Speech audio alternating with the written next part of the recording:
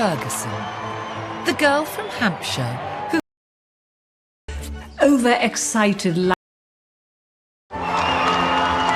Sarah Ferguson. Young. Sarah Ferguson, the girl from Hampshire who married Prince Charming. It's not too bad, is it? She became a royal sweetheart. Young and fun and glamorous, very upbeat. I got them now. We're a hot team. They're going to have problems. She enjoyed the riches on offer. I wanted a ruby. Certainly, it's a lovely stone, and I've got red hair too. And the lavish lifestyle of the royal elite. But it all came at a price. Will you pay the bill? Sarah likes the finer things in life. She enjoys life. She enjoys spending. But that money, it's got to come from somewhere. With colossal outgoings. A trip to New York, she'd returned with 53 separate pieces of luggage. A high-profile divorce. And he was sucking her toes and she was on a sunbed. And scandal. No comments, thank you. After scandal. The Duchess of York has tonight apologised for being caught selling access to her ex-husband, Prince Andrew. Despite brushes with bankruptcy. You really have to go for it to be £4 million overdrawn. The Duchess of Debt refuses to give up. Irrepressible. She always bounces back. She's a bit like a rubber ball, really. But where did all the money go?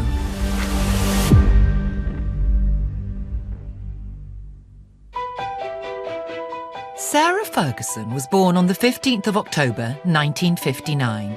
The second daughter of Major Ronald Ferguson, a polo manager, and socialite Susan Barantes. She grew up on her family's estate, Dummer Down in Hampshire, valued at the time at around £2 million, which would be just under £6 million today. She had a very comfortable upbringing. She went to a very good private school. She sort of did the season, but it wasn't a lavish lifestyle. It wasn't dripping with diamonds, pearls, house in every country. As a weekly boarder at Hurst Lodge School near Ascot, Sarah's school fees would have cost around £3,000 a year, the equivalent of £21,000 today. The family's income came from a much richer world. Her father worked for Prince Charles. I think Sarah might have thought she had known what being wealthy was all about because her dad was Charles' polo manager, so she had been around rich people all her life. She was fourth cousins from Princess Diana. You know, they all moved in that upper class, upper crust circle, so she knew about the finer things in life. Her own background was not of great riches, although quite well born. There was no fabulous fortune to fall back on. In the early 80s, Sarah started dating the wealthy F1 manager, Paddy McNally. He was more than 20 years older than her and opened the door to a whole new world of riches. I think he introduced her to a life she hadn't seen before. This wasn't just hunting, shooting and fishing. This was proper international travel. Skiing and Verbier, and she threw herself into all of it. She had a penchant for good living. I would say he was her sugar daddy, but I think their relationship went much deeper than that. She stayed friends with McNally for years, even after her marriage. The relationship with McNally didn't work out. But there was someone on the horizon who shared her taste for luxury. Prince Andrew was one of the most eligible bachelors in the world. He was young, good-looking, he was charismatic, he was Prince Charming. The Queen's second son was a Falklands War hero, with a reputation as a playboy prince. Andrew was born into privilege and wanted to exploit that privilege ruthlessly. He wanted to dine out and go partying, flying around. He was going to be at the back next to the toilets and economy. He was going to be up front. And actually, that was probably one of the reasons they probably quite liked each other, because they enjoyed the finer things in life. Sarah and Prince Andrew had known each other since childhood, but reconnected at Royal Ascot in the summer of 1985. When she first started dating Prince Andrew, the pair of them were like a pair of overexcited Labrador puppies. Oh, God, don't fall over the top of the wall. And we loved them. They were clearly madly in love. By 1986, Sarah and Andrew were getting serious. But until he put a ring on it, there'd be no royal allowance for her. So she kept her day job in art publishing, earning £12,000 per year, around 35 grand today. And she stayed living in a flat in Clapham, where rent was £30 per week. That's very kind of you. Thank you very much. Thank you very much. Thank you. How sweet. But she would also get a taste of the perks of royalty when she joined the family on their annual ski trip. In the ski resort of Davos today, after a night of thought and a morning's negotiation, it was decided by the Prince and Princess of Wales that the wrap should be taken off Sarah Ferguson and she should brave the slopes in front of the press. The public perception of Sarah Ferguson, or Ferg, is she was known quite a fun, frivolous, carefree person, just a really nice, posh girl who met a prince. Sarah was winning over the press. But until she became a royal wife, she'd have to slum it in economy class. This was to be no specially privileged homecoming like the Royal Outbound flight with the Prince and Princess of Wales. Fergie and friends not only flew home scheduled British Airways, but economy class to boot. But it all paid off when, in February 1986, Andrew popped the question. Oh, you missed it! Sarah was a step closer to a life of riches and status, with a huge ring on her finger. Stunning. Red. I wanted a ruby. Certainly, it's a lovely stone, and I've got red hair too. The oval-cut Burmese ruby alone reportedly cost £25,000 at the time. And the ring has today been valued at around £75,000. Andrew was a Willy Wonka golden ticket to a glitzy new life. Yeah, the girl from the county set was doing very well for herself. On the 23rd of July, 1986, Sarah and Andrew's wedding day was an exercise in 80s extravagance. The first full view of the dress and the bride in all her beauty. The massive train, you know, she loved everything to be very grand, and it felt that she was somebody who wouldn't scrimp or save on anything. Sarah's ivory satin dress had a 17-foot train, a 20-foot veil, and cost over £35,000. It was over the top, even for the time, but then Fergie was over the top. Even from 2,000 feet, the white splash of the bride's dress and 17-foot train is clearly visible. While most royal brides borrow a tiara, the Queen had one specially made for Sarah. Covered in diamonds, the York tiara is valued at around £250,000. This was her fairy tale. She couldn't believe it. The love of all the crowd. And you could just see on her face how chuffed she was to be there. The Queen was there to see them off, as the royal couple took to the air. They're off to the Azores on honeymoon. Maybe one of the foundations of their relationship was they both want the same things in life. They both want money and freebies, and they wanted this incredible life. On marrying Sarah, Andrew got a huge pay rise, and the couple started out on a royal salary of around £60,000. This will swirl when I dance, won't it? And there was access to designer clothes. It does fit beautifully. Yeah. Okay, I think that's great. Luxury cars and prestigious accommodation. She suddenly gets into the royal family and she sees real wealth. And she ran with it. She ran with it big time. The province gave them fur coats as a surprise gift. The Duchess, being the Duchess, tried hers on straight away. Sarah threw herself into royal life and was greeted as a breath of fresh air. We're a hot team. They're going to have problems. She wasn't fuddy-duddy. She would talk to all the crowd. She'd wave. She'd say silly jokes, probably say things she shouldn't say. Royal Highness, the fair Duchess of York.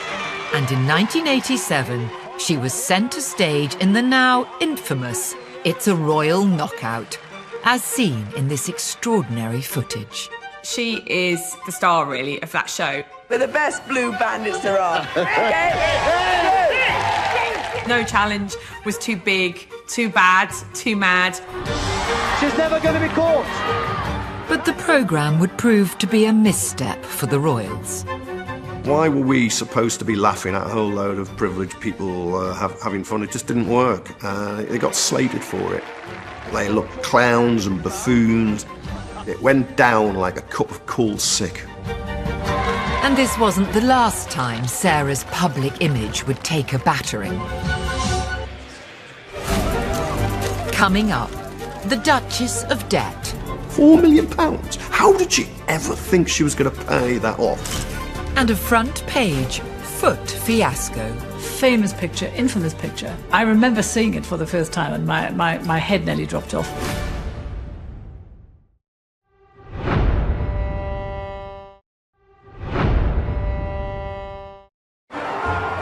Sarah Ferguson was the girl from Hampshire who married Britain's most eligible bachelor, Prince Andrew. By 1988, 2 years into their marriage, they were the fun-loving couple on the royal circuit, enjoying all the perks that came with it. Love you. I'll see you later. That August, they welcomed the arrival of Princess Beatrice, amid all the luxuries that accompany a royal birth. The Duchess apparently went into labour in mid-afternoon in one of the Portland suites, which cost £600 for delivery day, a week's fees being about £5,000. And already masses of mail, flowers and fruit were being ferried back to the palace. 2 years later, Princess Eugenie completed the York team, and the nation celebrated this image of a happy young family. But behind closed doors, there were signs of strain. Andrew's Navy role took him away to sea for long periods. She was by herself. You know, it was really, really tough. She was very lonely in the palaces, and she loved Andrew immensely, but he just wasn't there. I read an interview once with her where she said, and all the time she was married, she would spend no more than 40 days a year with her husband. When you marry someone because you're crazy mad in love with them and then you get pregnant and they're not there, I mean, that can't be easy, it can't be good, it would cause tensions. As the emotional toll on Sarah rose, her spending began to get out of hand, and the press started to take notice. I can remember as early as 1989, barely 3 years after her marriage, there was huge criticism of her.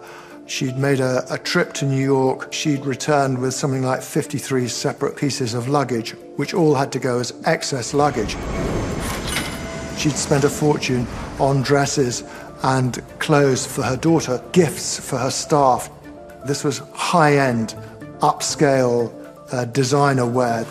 Sarah's favourite couture dresses cost around £8,500 each at the time. One writer said she saw it as a smorgasbord of luxe freebies, and I just think that's exactly what she saw it as. She wanted it all, and she took it all. For a royal family that liked to be seen as frugal, Sarah's spending was a bad look. It sort of went against this rather austere reputation of the Queen, who went round switching off the lights at Buckingham Palace to save on the electricity bill.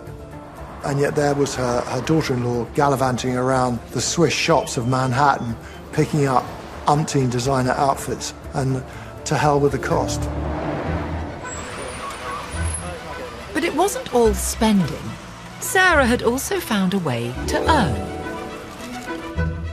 She'd recently learned how to pilot helicopters, and now turned to writing about them in a series of children's books called Budgie the Little Helicopter.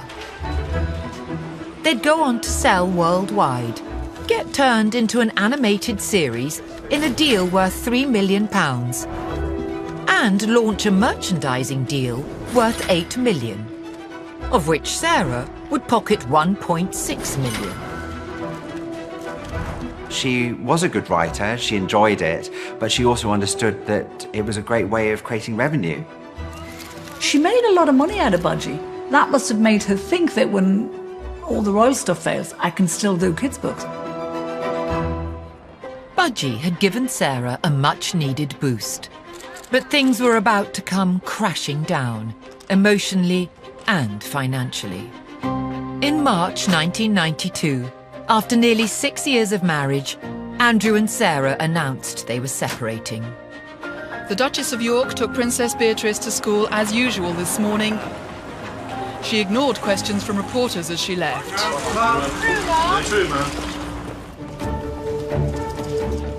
Rumours of a possible reconciliation circulated, but that summer, one paparazzi picture put an end to all hopes.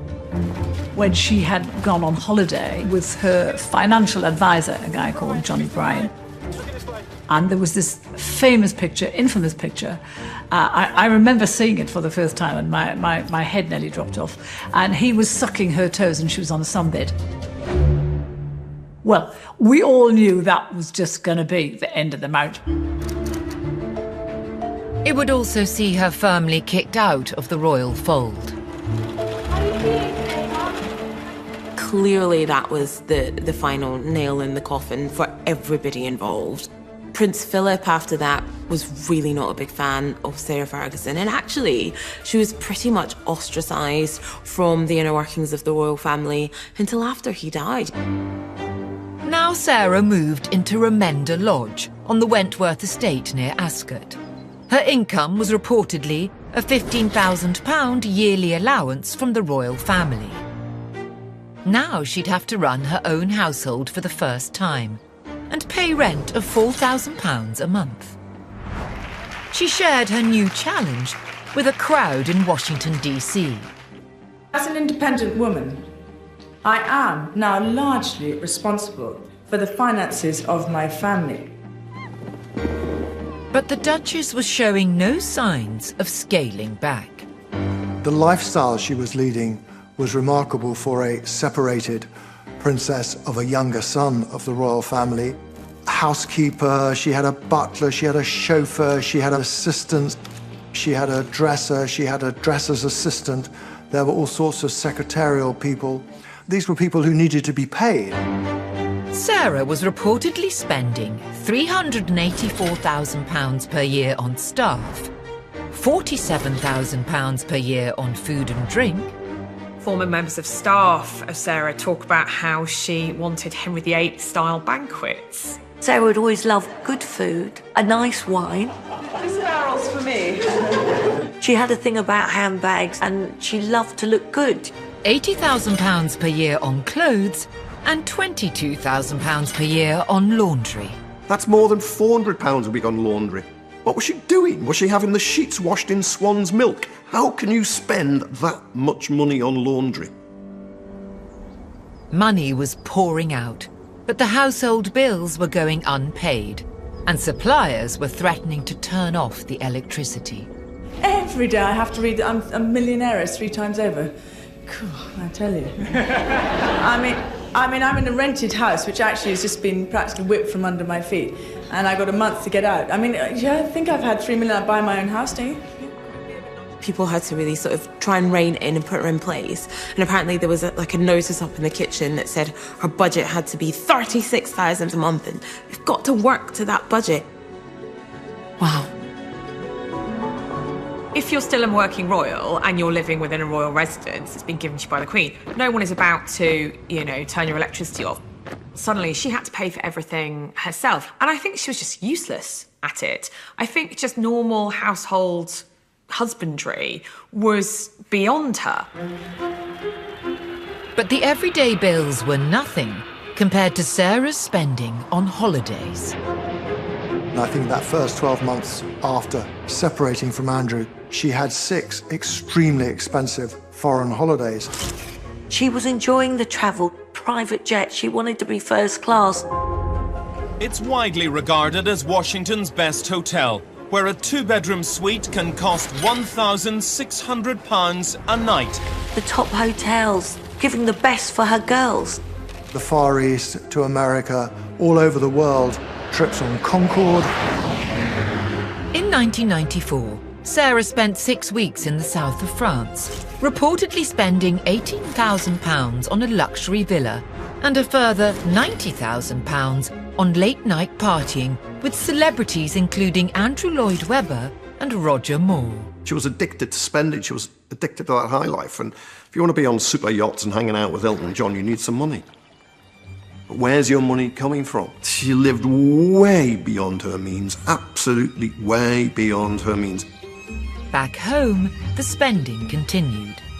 Princess Beatrice's 8th birthday party involved a full fun fair in the garden.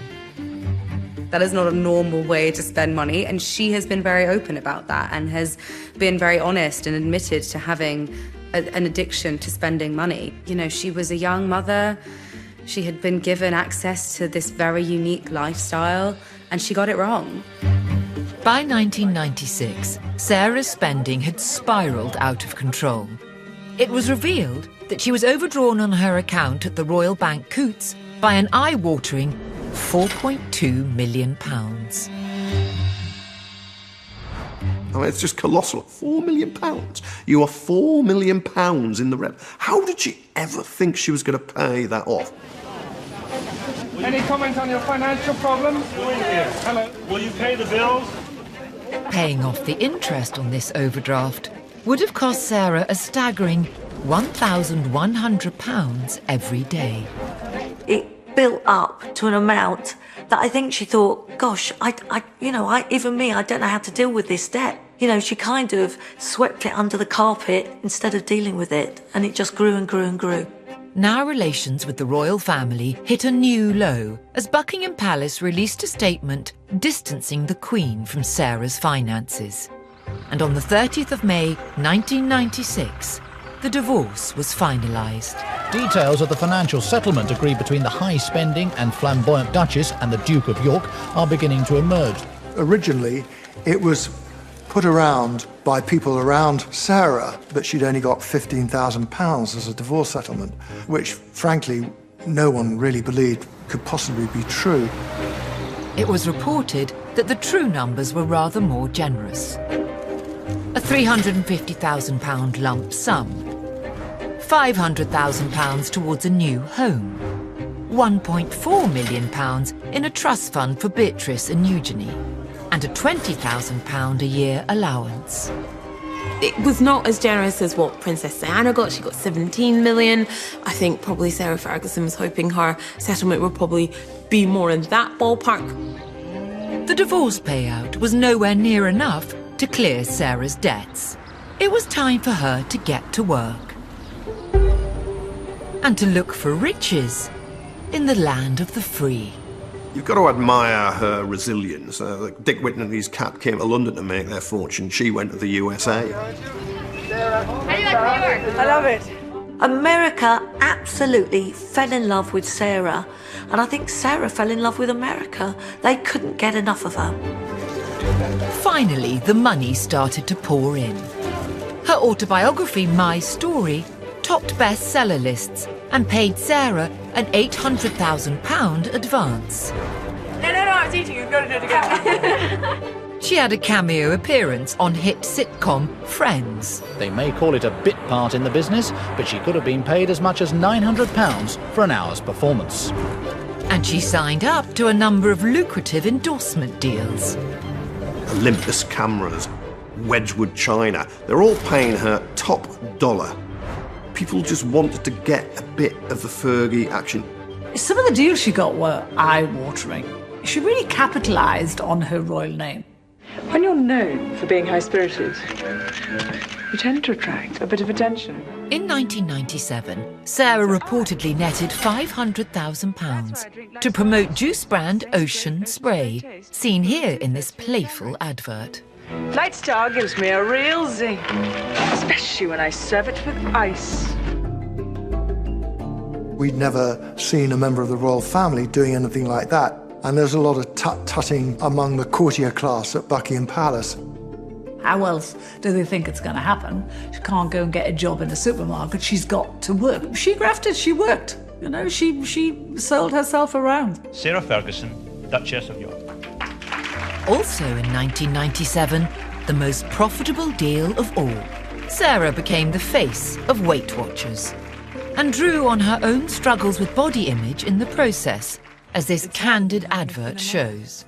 It's harder than being called the Duchess of Pork. It's the hardest thing in the world, staying on a diet. Introducing 1-2-3 Success. It's a real diet breakthrough from Weight Watchers. She managed to overhaul her image. She lost 4 stone working out with the trainer. This role reportedly earned Sarah a whopping £1 million per year. £1 million a year for 11 years. If you uprated that now, it'd probably be more than 20 million quid in total. That was a huge amount of money. What appeals to me in America is the fact that they're prepared to give a girl another chance. They seem to be, I don't know, very forgiving. When Sarah went to America, I actually thought, wow, she has totally smashed it. She's reinvented herself. But could this success last? Coming up, after the boom, Sarah heads once again for bust and into an infamous sting. The fake shake episode was probably one of Sarah's darkest moments. She felt a national embarrassment. And a helping hand comes from a convicted sex offender. That's the kind of sleazeball that she goes to get money from.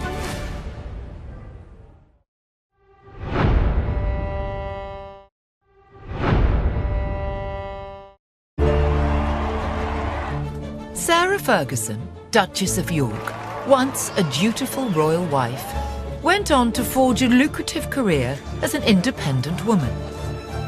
By the new millennium, she had cleared crippling debts thanks to a string of big money deals. Sarah Ferguson had bounced back in the late 1990s, and there was a Fergie mania. She was in demand, and because she was in demand, the cash was rolling in. Her contract with Weight Watchers alone was paying £1 million per year. Most people with a savvy financial brain would think, I'm earning £1 million a year for 11 years. That's going to see me okay. And I'll do a couple of other things, and that'll be savings for my future and everything. To manage her various projects, Sarah set up a US-based company called Hartmore. For a period, Sarah seemed to be the master of her universe. Hello, Dave. Hello. Good hairdo. Hartmore was sort of an overarching company for all her various projects, her writing, her television work. Her media work did earn her a lot of money. But in the end, in my opinion, she got greedy. Have you seen the paper this morning, Dave? By 2008, Fergie mania was beginning to dwindle, and so was her income. The advertising deals and media appearances had dried up, amid reports that Sarah felt she was being undersold. And she parted ways with Weight Watchers, apparently by her own choice. As I understand it, the Weight Watchers stipend went because she wanted to charge more money, and that really was the start of the downfall. Months later, Hartmore collapsed, with debts of more than £630,000. If you own a company and you're a 51% shareholder, you have to take responsibility. And that was her problem, I think, all of her life. She had no problem making money, but her problem came with the responsibility of handling it. They had chosen, for example, incredibly expensive office space in Manhattan they didn't need to have. They could have been anywhere. It's got offices in Madison Avenue, which is an incredibly expensive part of New York. Why did it need those? It often felt she didn't pay attention. With her American business empire in tatters, Sarah's creditors started to line up. A personal trainer reportedly chased her for £65,000, and her spending was once again out of control. She had a number of staff working for her to keep the Fergie show on the road. And in 2009, 2010, stories came out that she would have, lavish feasts prepared for her that would just go uneaten. She would only drink champagne or pink champagne. She would have huge bills. In the UK, 3 firms pursued her through the county courts for unpaid bills, totalling over £21,000. She would have had letter after letter after letter saying you owe this money and if you don't pay it off, this is what's going to happen, you're going to go to court. She must have had dozens of those letters ignored. And most seriously, a leading law firm took her to the High Court for unpaid fees of over £200,000. If you are facing legal action from a lawyer in regards to unpaid fees, clearly that is not in a good position to be in. Enforcement of that action can ultimately lead in something like bankruptcy. Once you don't pay your lawyers, that's when the problems really start, because they are going to want their money back. Now facing financial ruin, Sarah was about to receive an offer that was too good to be true. Desperate times come for desperate measures, and no one was more desperate in 2010 than Sarah. The Duchess of York has said she's devastated and regretful after being secretly filmed by a newspaper, News of the World, offering to sell access to her husband, Prince Andrew. We want to do a big deal with Andrew, then that is the big one. I do want, of course. In the shocking footage, Sarah is seen promising access to Andrew in return for £500,000 from an undercover reporter posing as a wealthy foreign businessman. £500,000 when you can, to me, open doors. In Prince Andrew? Yeah. Is that a deal? Yeah. She's talking about £500,000 to basically pimp out her husband and goes off with a suitcase with a load of cash. I think it shows you when people are desperate. When they get really into debt, their judgment goes completely out the window and they'll do anything for money. Thank you. No comments, thank you. Sarah apologised for what she described as a serious lapse in judgment. Did he know anything about it? The fake shake episode was probably one of Sarah's darkest moments. It was embarrassing to the royal family. She felt a national embarrassment. She felt she'd let everyone down. Months after the fake shake scandal, Sarah's finances hit a new low. With reported debts of up to £5 million, she was considering declaring bankruptcy. Royals don't go bankrupt, surely, but Fergie was about to go bankrupt. That must have been very, very, very difficult. Had she declared bankruptcy, that would have been catastrophic for her. Her outgoings would have been put into the public domain. That would have kept the tabloids going for the next decade. It just would have been shocking. At this point, ex-husband Andrew stepped in to help. But this would lead Sarah into an even darker scandal. One of Sarah's debts was £78,000 in unpaid wages to a former assistant. Andrew arranged for £15,000 of this debt to be paid not by himself, but by convicted sex offender Jeffrey Epstein. For Sarah Ferguson to take £15,000 from Jeffrey Epstein, the paedophile pal of her husband Andrew, was another catastrophic, colossal error. Sarah has children, she has girls, and she must have known what Epstein was up to, and yet that's the kind of sleazeball that she goes to get money from, and it makes you think, my God, she'd take it from anywhere if she'd take it from him. In April 2012, Sarah made a stark and heartfelt apology, describing the incident as a gigantic error of judgment. She vowed to repay the money, but it was another nail, if you like, in the Sarah financial coffin. If you look at all the decisions, that is probably the very worst. When the Epstein scandal happened, I was really worried for Sarah. It was awful, and I just felt, gosh, her world yet again is crashing around her. She is the comeback queen, but I just didn't know how she was going to come back from all of this. In recent years, Sarah has claimed to finally be debt-free, although her spending continues to attract attention. In 2022, she purchased a Belgravia townhouse for £4.25 million. The same year, her ex-husband paid a reported £12 million settlement to Virginia Giuffre, who had accused him of sexual assault. I think the public was baffled by that purchase. We were led to believe that she and Andrew didn't have the money required for settling his case against Virginia Giuffre.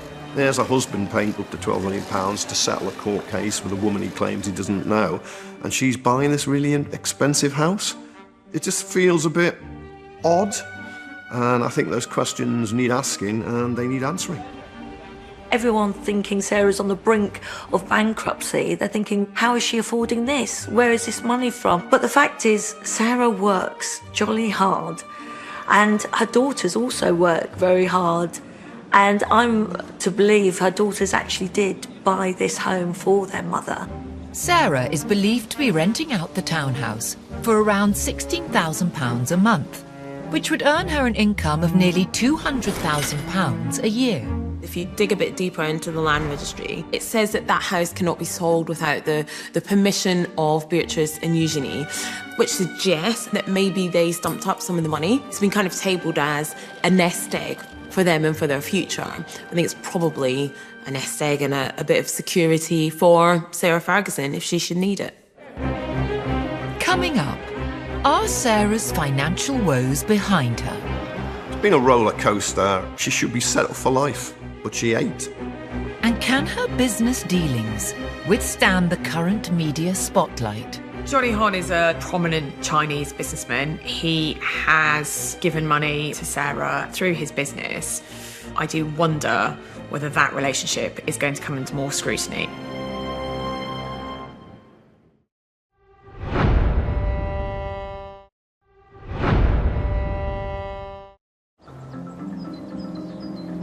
Sarah Ferguson has had a turbulent relationship with money, from lavish overspending to brushes with bankruptcy and accepting a loan from a convicted sex offender.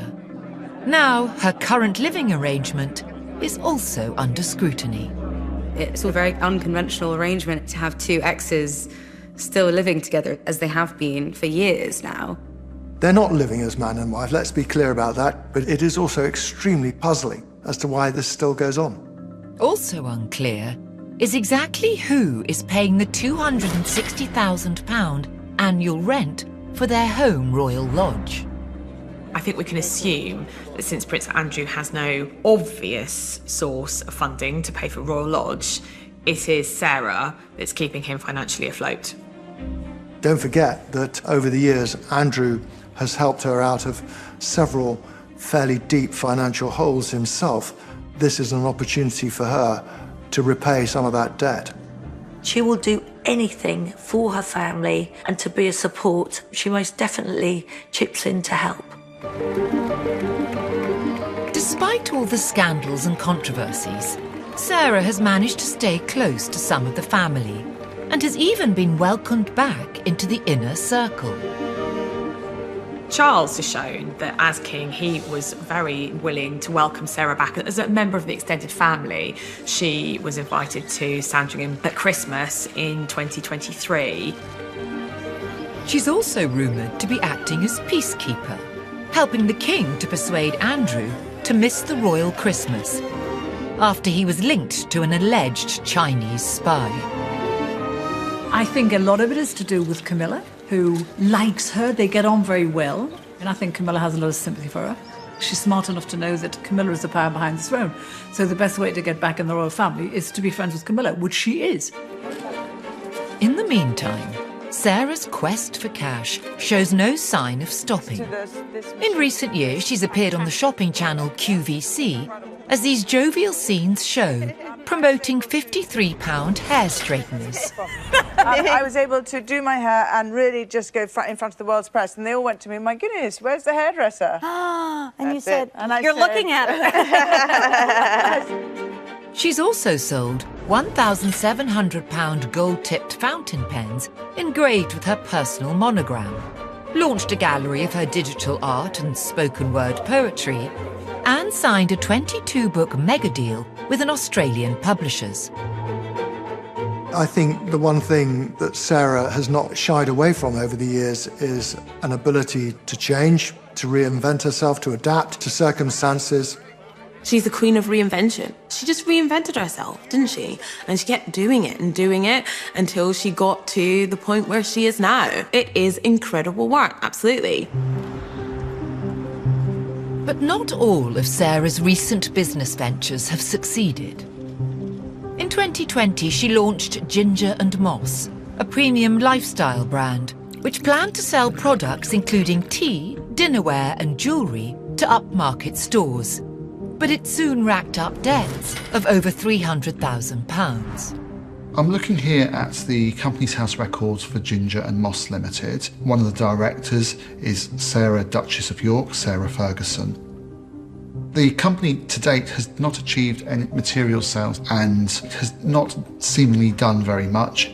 The accounts are showing that the company has got negative reserves of £304,613.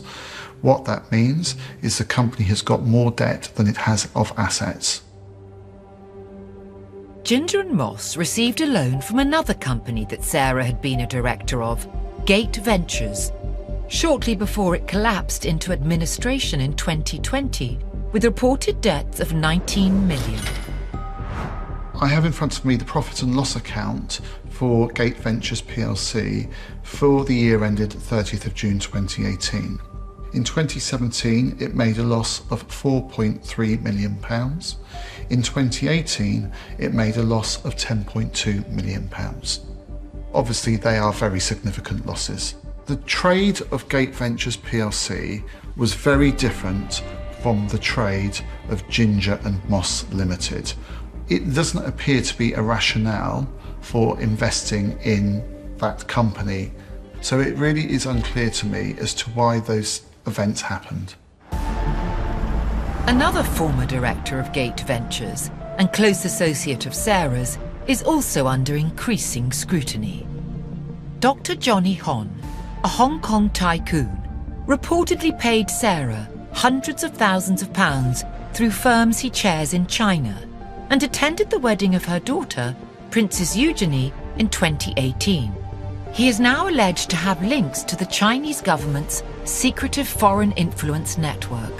Johnny Hon is a long-term friend of Sarah's. He's a prominent Chinese businessman. He has given money or lent money to Sarah in the past through his business.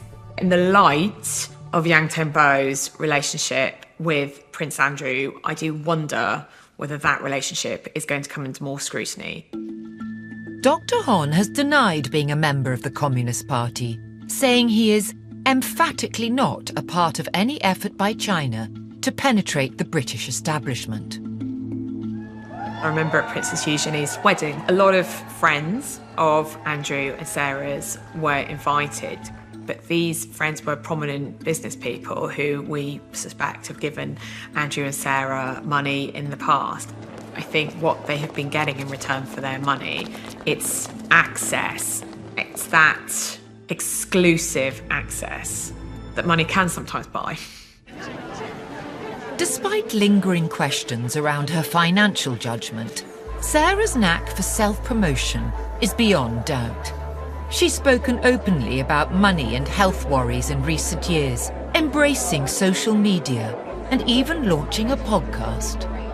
She's very tapped into the zeitgeist in a way that royals typically aren't. And I think that is incredibly business-minded because that ensures that there are always lucrative commercial opportunities for her. After nearly 40 years in the spotlight, Sarah Ferguson has shown a remarkable ability to bounce back. But has she really learned from her mistakes? Or will she always be one scandal away from disaster? Whatever you think about Sarah, you can't question her tenacity, her sheer will to get things done. And she is still here louder than ever, making more business decisions than ever, writing more books than ever. She's more present than she ever has been. It is remarkable that despite all these financial problems that she's had over the years, Sarah has retained the affection of the British people in the way that she has. And I think that has demonstrated, if you like, a resilience that she has and a deep-seated affection that the public have for people who make mistakes but are prepared to come back and have another go.